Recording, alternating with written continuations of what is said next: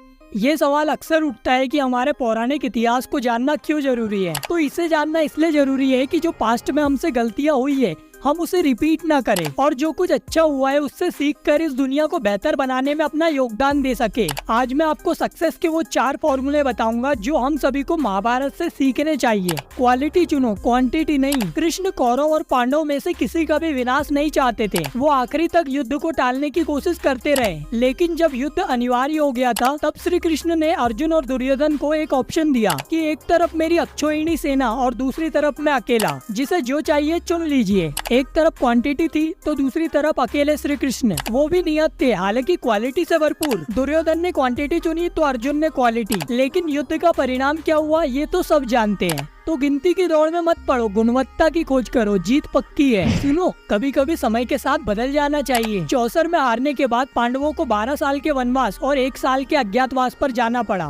अज्ञातवास की कंडीशन बहुत कठिन थी, उन्हें हर हाल में छुपना था, और छुपने वाले भी कौन, जो लाखों में पहचान लिए जाए, पांडव पुत्र। इनका अज्ञात रहकर छुपे रहना एक इम्पॉसिबल वाली चीज थी, लेकिन इस चुनौती से घबराकर आंसू बहाने की बजाय पांडवों ने सोचा कि समय बदला है तो क्यों ना हम भी बदल जाएं। वो छुपने के लिए राजा विराट के यहाँ पहुँचे। महान धनुर्धारी अर्जुन किन्नर का रूप लेकर राजा की बेटी उत्तरा को डांस सिखाने लगा। युधिष्ठिर जो खुद चौसर में हार गया था वो राजा विराट को चौसर सिखाने लगा। इसी बहाने महल में रहने की परमिशन मिल गई। और भीम, जिनका खाना सैकड़ों रसोइये मिलकर बनाते थे, वो खुद रसोइया बन गए। और द्रौपदी, जिनके आगे पीछे दासियों की सेना चलती थी, वो खुद रानी सुदेशना की सेवा करने लगी। महान लोगों की एक खासियत होती है कि वक्त अच्छा है तो मखमल पर कदम रखते हैं, वरना अंगारों पर चलने का भी दम रखते हैं। अपनी जानकारी को हमेशा अपडेट रखे। अभिमन्यु अर्जुन का पुत्र था, जो कि महापराक्रमी और जन्मजात योद्धा था। कहते उसने माँ के पेट में ही चक्रव्यूह को तोड़ने की विद्या सीख ली थी, लेकिन गलती क्या हुई, उसने कभी भी अपनी विद्या को अपडेट नहीं किया। उसने जितना सीखा उसी पर रुक गया, शिक्षा पूरी नहीं की। परिणाम ये हुआ कि वो चक्रव्यूह तोड़कर उसमें एंटर तो कर गया, लेकिन वापस जिंदा नहीं लौट पाया, क्योंकि वापस लौटने का पाठ उसने कभी पढ़ा ही नहीं। इसी तरह अपार शक्तियों से भरा हुआ एक नौजवान लड़का